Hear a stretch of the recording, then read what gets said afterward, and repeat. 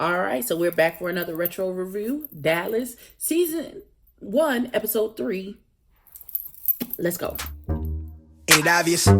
I just got the check for depositing. $750 for the sound wave to get it processed. Won't stop till that shit weighing down my pockets. My main thing's to my main thing. She a blossom. When she ease the pain with the brain, she a doctor. She open up, then a thing thicker than the plot gets. Swear that shit is awesome. Sight for the optics. Young nigga on top. Nike's all I'm rocking, so that all they see is checks from where the head to where the socks fit. No logo on the bifocal, flicking old roach tips. Won't even show my face until all the shows book. Need the cash in advance, leave them all social. I'm the guy they chosen. Rise up like the rose and put them on a poster. All the way up in the sky where the stars posted. Sip it on that rose, I put it down on coasters. Stack francs from the waves till I own the ocean. More praises for the sayings, let it all soak in. They like, hey, that shit is flame, bitch, I know I rode. They going tight, dumb. All right, you guys, welcome back to my channel. This is EBBIE with EBBIE Reviews, and this is going to be my review for Dallas, season 1, episode 3.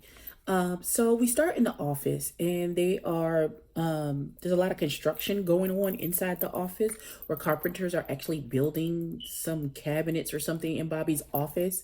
And so Bobby comes out and says he's going to finish working at home because the noise is too loud, and like it's ridiculously loud. It's super loud, so I would do the same thing.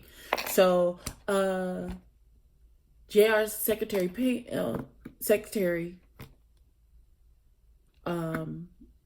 Bobby tells JR's secretary Julie that Pam would have been a lot easier to accept if JR had married her instead of Sue Ellen. Which was a weird thing to say, but okay, fine. Okay. So Cliff Barnes asked JR's secretary out for dinner, and he gave her he has a new phone number, and so he gives her his new number, which is unlisted. So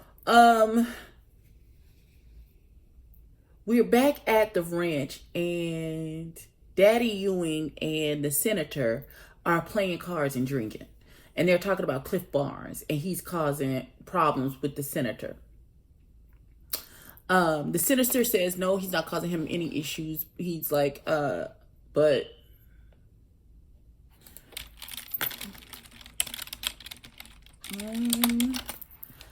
the daddy is looking at him like, listen, I know that there's an issue. You ain't gotta lie to kick it, Craig. So Bobby arrives at the house, and his daddy is about to call in his markers. And he was like, do you think that's the best idea, Dad? And he's like, this is more to help him than this is to hinder what he's got going on. And Bobby is looking very skeptical about that. So Pam and Bobby are going to visit the small house that he and her are going to stay in that's on the property. Lucy, Sue Ellen, and Miss Ellie show up, and Sue Ellen is clearly jealous of the relationship between Pam and Bobby. So we then follow Sue Ellen into the little small house that her and JR share, and she's bought some sexy like black nightgown situation, and she wants something sexy to wear for JR. Now Lucy asks why JR never comes home for lunch like Bobby, being messy. So JR does arrive home a little early, and he is a complete dick to his wife. Like, she comes out, she's in a towel. He pays her complete dust. He's not here for it. He's not feeling her. He don't care what she got going on. You know, she throws her pussy at him, he swats it away. Like, it's just a whole thing. Then he told her that dress that she bought, that sexy dress that she bought, that's not you. Take it back. My wife is a lady. She's not a whore. What?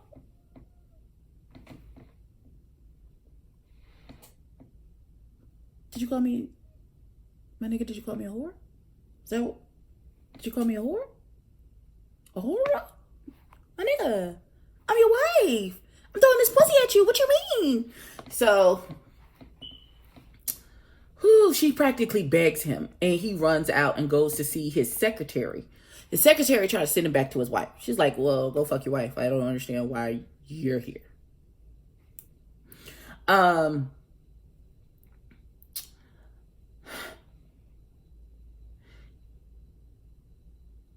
he says his wife doesn't turn him on. Only she turns him on. And she's like, whatever. And she was like, she tired of being his side piece. And then she was like, my birthday. He saw a card on her thing. He was like, did I forget? Did I miss your birthday? She was like, yeah, it was a couple days ago. And he was like, oh my God, I'm so sorry. And she was like, no need. I didn't expect you. Side piece, nigga. That's not.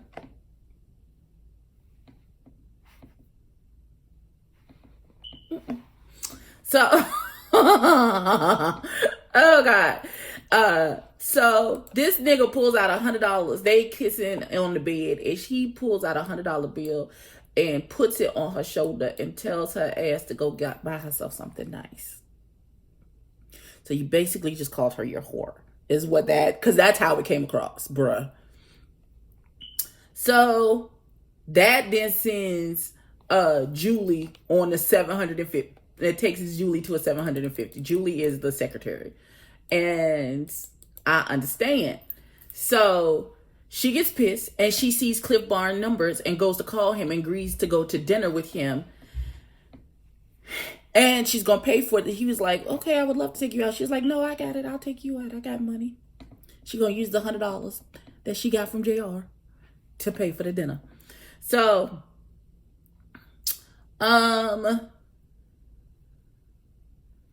so they're back at the office, and JR is looking for a particular file, and while they're working, and Bobby is one of the files that Bobby took home. And he's like, well, I just left it at home. I'll call Pam, and she can bring it on her way into the city. And so he calls her, and she looks around, and she finds it behind the sofa, and she was like, okay, I'll bring it in.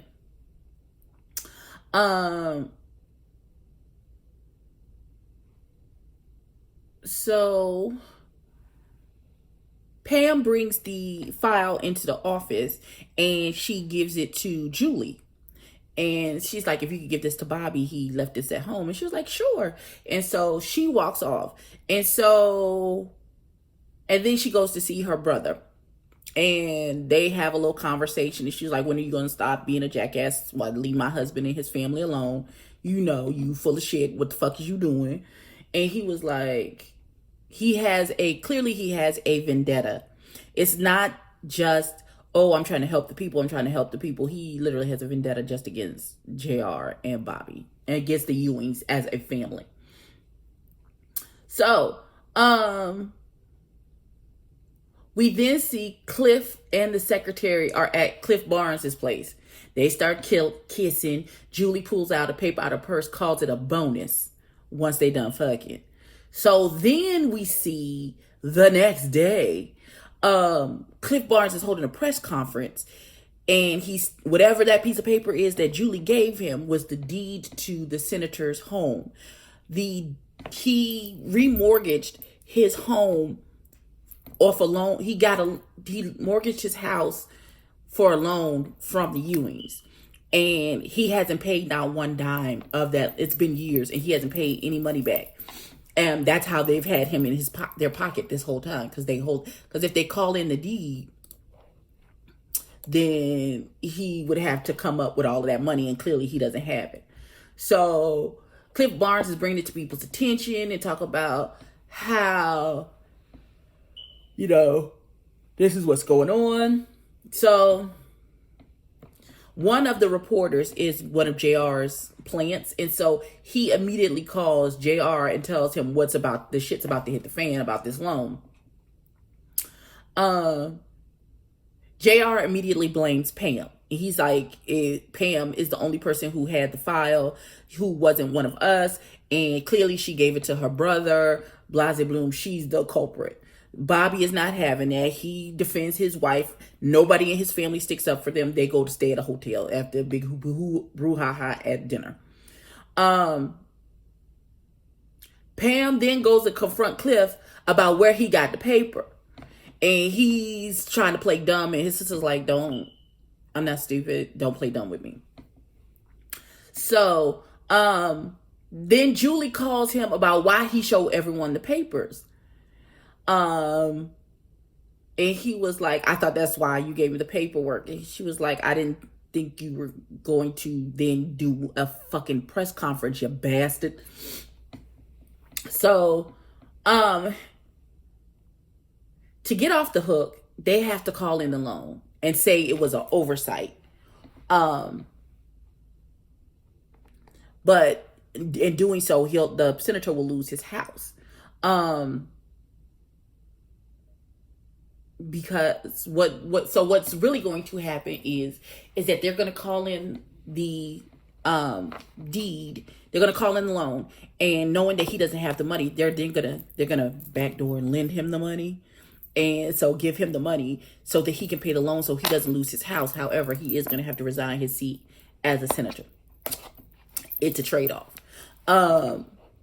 So because they don't want the man to lose his house.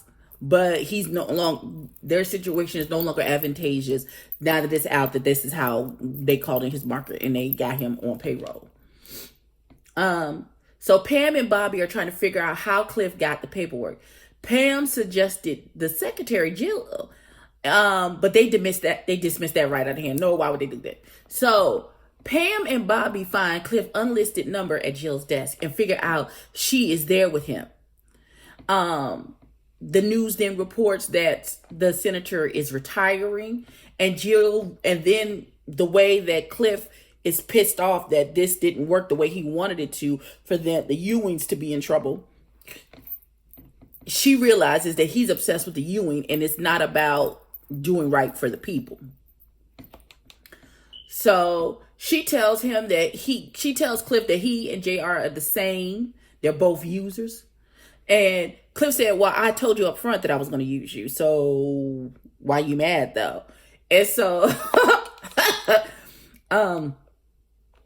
Pam is waiting outside of her brother's house and confronts Jill about being with Cliff. And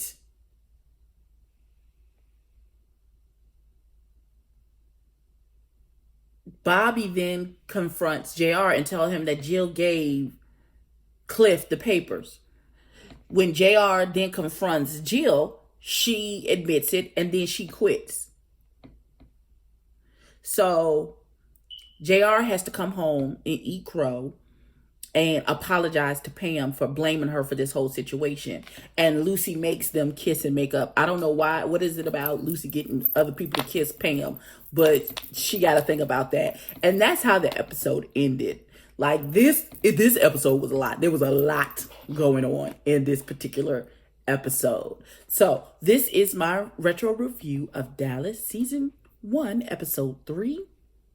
Please like, comment, and subscribe. Tell a friend to tell a friend, and I will catch you in the next one. Peace.